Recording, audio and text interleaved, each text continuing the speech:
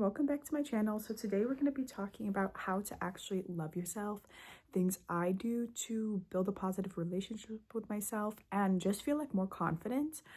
And yeah, honestly, the number one thing I did for this was having positive self-talk. Like positive self-talk really started when I just learned to be gentle with myself, and I learned how to treat myself like, hey, if my inner critic, if I gave it a name and I called it negative Nancy, if if you like name your inner critic, for example, mine was like Nancy, or you personify your like inner critic or this voice in your head that's always mean to you, you're just going to be able to just like separate who you are from these negative words.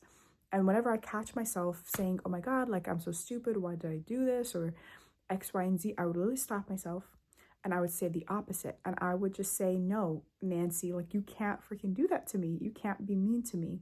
And that really, really helped with negative self-talk, because when you're just in your head, it's like just you talking to yourself, or that inner voice. So personifying it helped me like stop. And honestly, I just think with positive self-talk, it's literally like a muscle. The more that you think positive things about yourself, and the more that you focus on the positive, the easier it's going to be to just constantly have positive self-talk. The hardest part is in the beginning, because what's really happening is you're rewiring these new beliefs, new thoughts, right? So 99% of our thoughts are on autopilot. It's because our brain has neural pathways, and these neural pathways, think of them as like a path in the woods. You walk a path so many times, it gets so deep, and it just, you don't have to think or look or do anything. You see the path. It's ingrained in you. It's the same thing with a neural pathway. When you think a thought so many times, the neural pathway gets so strong and so thick, you're wiring your brain to think like this, to think the same thoughts. So when it comes to positive self-talk, it's going to be super hard in the beginning, and it's going to feel like you're faking it, but you just have to push through the resistance. Push through the resistance of it feeling fake, of you just not believing when you are saying positive things about yourself. But eventually you're going to get so used to it, it's just going to be like autopilot. It's just the beginning, like few months, when you're just kind of faking it. Something that I did for like positive self-talk was also like looking in the mirror. This is called like a mirror work. If you look in the mirror and you say a bunch of positive affirmations, you're actually like amplifying the power of the affirmation. Because I don't know if you guys know this, but spiritually, like mirrors, you know how they say mirrors like enhance whatever you say in them. They're reflecting back into your eyes, back into your souls, and it just makes affirmations so much more powerful. But in the beginning, I would say so many positive affirmations in the mirror, and like throughout the day, I would just like start saying so many positive things about myself. Like, I'm such a baddie, I'm doing amazing. I started focusing on what I was doing in my life, how I was showing up, and just patting myself on the back, because I realized, wow, the reason why I felt so unconfident, or I felt like, yeah, I was so unconfident, is because I was focusing on the things I wasn't doing in my life versus all the positive things I was doing. Like, I was recognizing, wow, I have so many talents, I'm doing so many amazing things. I started just recognizing that and patting myself on the back, and that helps loads, honestly. Another thing that really, really helps with like just loving yourself is kind of similar to positive self-talk, but positive affirmations, and specifically meditations. I used to do this meditation all the time by Agnes Vivarelli, and it's literally just a meditation where she's a self-love meditation where you're repeating and you're feeling the emotions of these affirmations, of feeling good enough, of feeling amazing, of feeling worthy.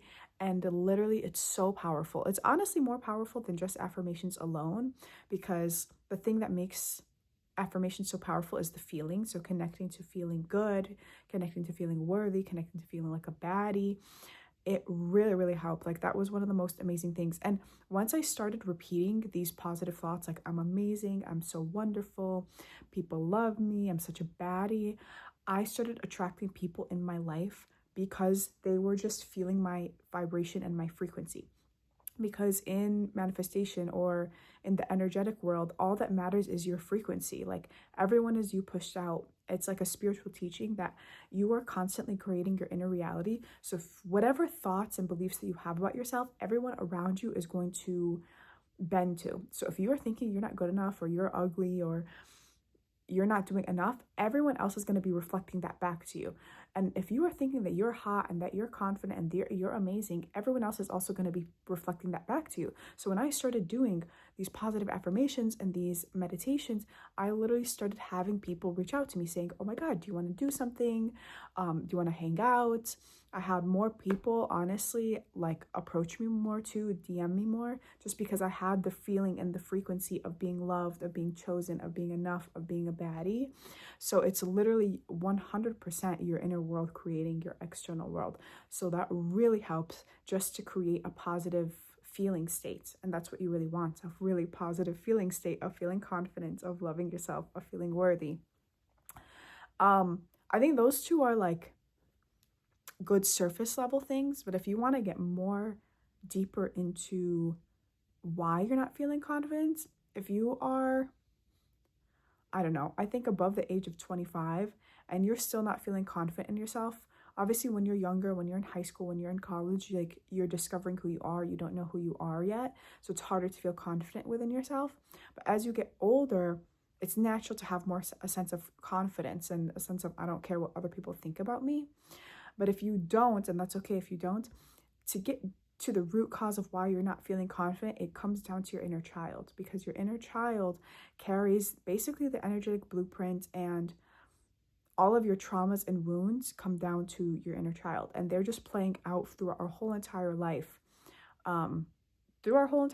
These wounds are constantly playing out. So if you want to get to the root cause, you have to heal your inner child. Like, you have to go into meditation and literally ask your inner child, why don't you feel good enough? And build a relationship with your inner child, because your inner child literally exists. I know this is so meta, but the past, present, and future are all happening at the same time. So yeah, when you're healing your inner child, you're literally healing that version of yourself. And you have to like just connect to your inner child and literally ask him or her, like, why don't you feel good enough? Why don't you feel worthy? How do you feel? Why do you feel the need to seek external validation? And then your inner child is going to naturally give you the answer. And once you get that answer, you can start slowly unraveling the onion, basically, of your traumas, of your inner child, and seeing what's actually happening. But once your inner child gives you an answer, you can fix it, or you can solve it, or you can ask your inner child, like, what would it do for you? What do I need to do for you to feel worthy, or for you to let go of the belief of you not being worthy? So it's all about working with your inner child. And once you start doing that, you're going to notice that you're going to be way more confident. You're going to be able to validate yourself more. And I think you're just going to honestly feel more at peace, because that's why I think so many people have anxiety or depression, or they need external validation, is because inside them they have like an inner child that is feeling like that, and it's just controlling their emotions and their whole life, honestly. Yeah. I'm gonna keep it at that for today, but I hope you guys enjoyed this video. Bye.